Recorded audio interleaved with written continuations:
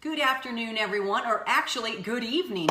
Well, yesterday, the November price index report showed that the U.S.'s inflation is up to 7.1% in the last 12 months. And they say that it's actually down from 7.7% back in October. And I really don't believe that most Americans can see any of these little teeny tiny differences in this price index, or that inflation is cooling off slowly, as they say. But in today's broadcast, I got two things I want to show you. I want to go through an article from U.S. News, and I also want to just share with you some things I learned from a food extension specialist. This article is entitled, "Shoppers Snap Up Expired Foods, and It Is, in Fact, Safe and a Way to Save Money." That's a mouthful.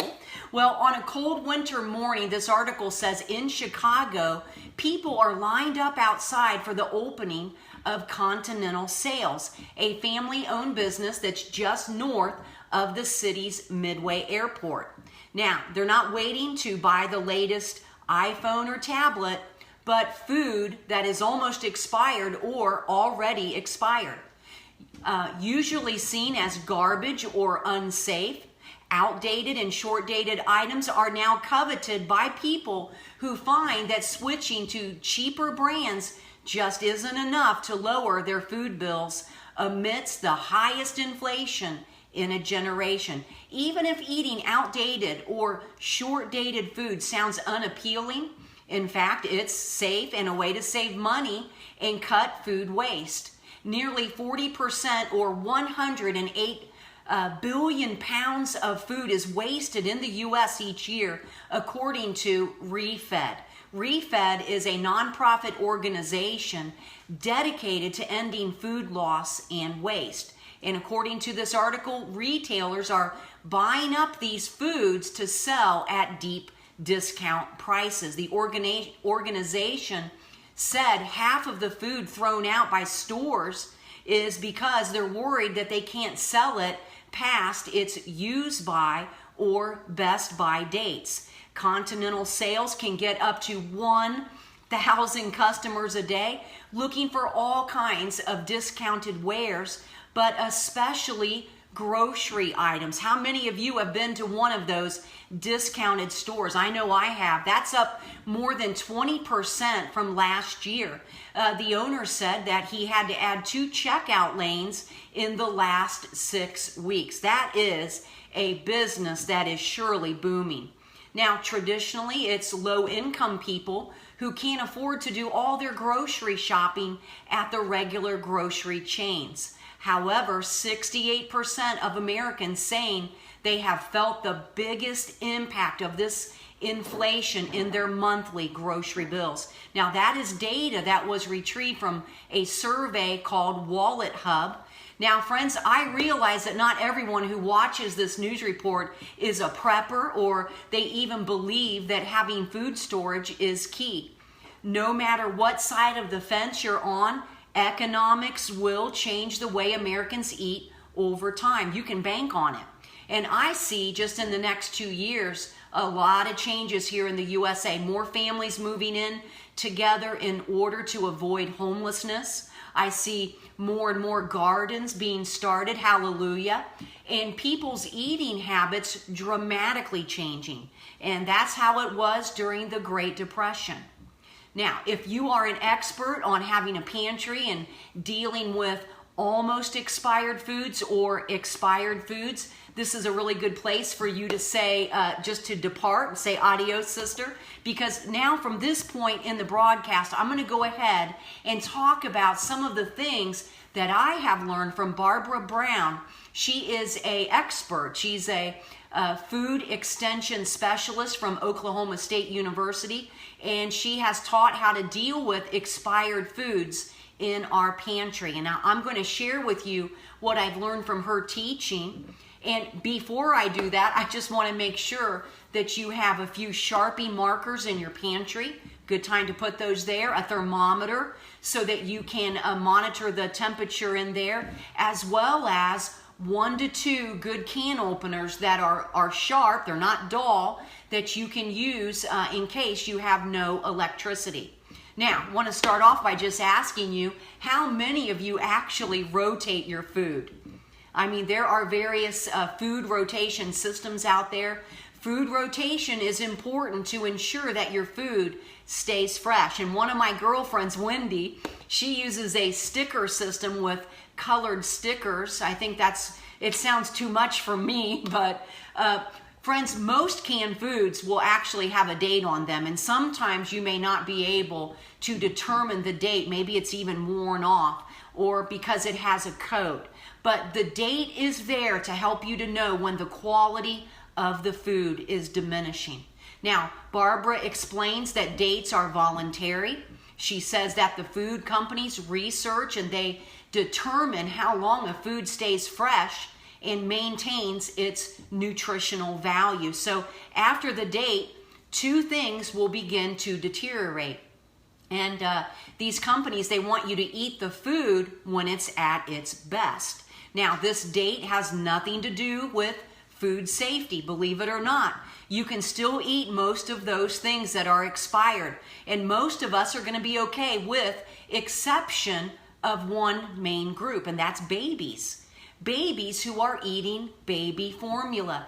Baby formula starts to deteriorate after that date, and that is not a safety issue for the baby because the food is still safe to use, but because it may be their only source of nutrition, that food that's expired, it can become a health issue. Their brains are developing, their bodies are growing. We have growth and development issues that can be affected. Now, that is very important information. And actually, I never really understood why some people were throwing away expired baby formula, but now I kind of do. And of course, when there is no baby formula available, desperate parents will do what they have to do. All right, so now let's switch gears. Let's just talk about canned goods. Most cans, they do have a date on them, but again, some have a packaging number or a manufacturing code on there. And if you only have a code, what are you going to do? So Barbara recommends that you take a Sharpie marker when you purchase it, write down the date that you purchased the item or the date that you think you should use it by, and inspect the cans. Wipe them off thoroughly, because when you open them with that can opener, you can actually push whatever's on top of that can into the contents of the can.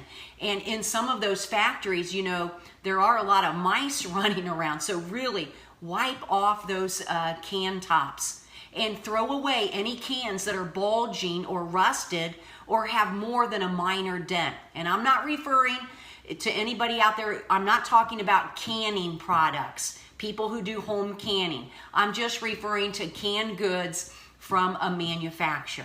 All right, now let's go ahead and talk about canned meats. They can lose their quality more quickly, so you want to try to aim for that date on the can, the use by date, unless you really don't care that, the quality is diminishing. Now, when dealing with products such as peanuts or peanut butter, foods that have any kind of a fat content in them, now these foods can get rancid, which will affect the taste, and sometimes a little bit of a rancid odor. You got to smell them. Of course, if it smells spoiled, throw it away. But the golden rule about foods is that, for their safety is, when in doubt, just throw it out. Better to be safe than sorry. Now, peanut butter, it does have a pretty long shelf life, but you might be eating a flavorless peanut butter sandwich if you don't rotate. So please remember that. Now, let's move on to some dried items such as beans and rice. Barbara Brown teaches that there are a few things you want to consider on the packaging to extend the shelf life, because dirt and moisture and microorganisms, they can get inside of the packaging, just little tears in that fragile plastic. Those items, you can just place them inside freezer bags. They're much more puncture resistant and then you can move them from there into a hard container. That will help extend the shelf life. And the older beans are, she teaches, the longer you may have to cook them. Older beans may have to be cooked for up to 1 to 2 hours longer if they are older.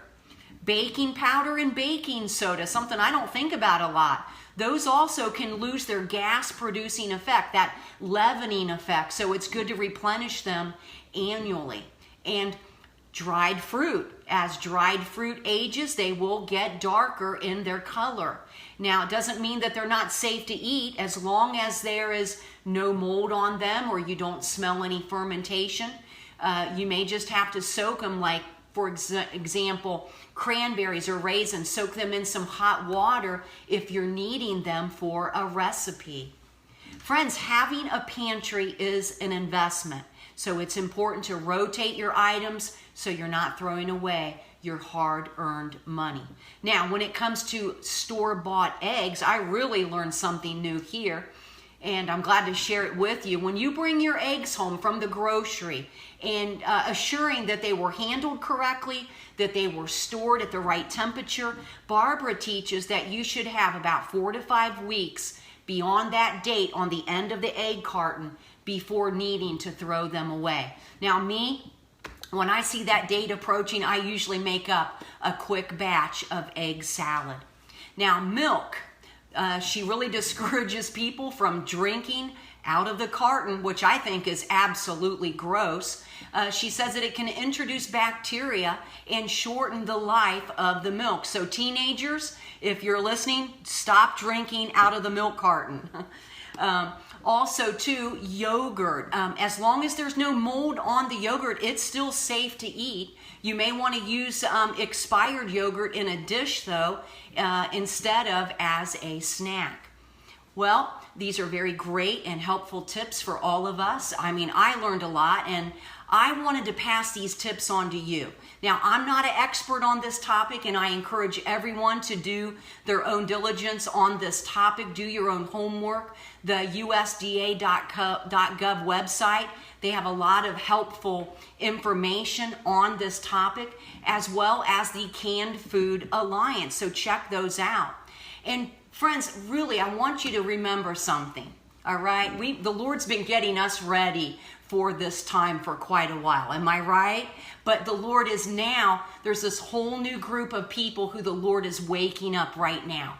And they are just now beginning to see what you might have been talking about concerning food storage or gardening or canning or critical topics. And they're just now catching on that they need to learn about those. Now, the main thing is to grow your own knowledge day by day, to share it with those who are motivated and interested, and be resourceful and think outside of the box. Ask God to give you wisdom every day. He will, because that's what the Bible says. All right, well, I hope that this has blessed at least one person out there today. It really blessed me. And if so, well, the time that I've spent on this broadcast was more than worth it to me. All right, well, friends, God bless you and keep looking up. Have a great evening.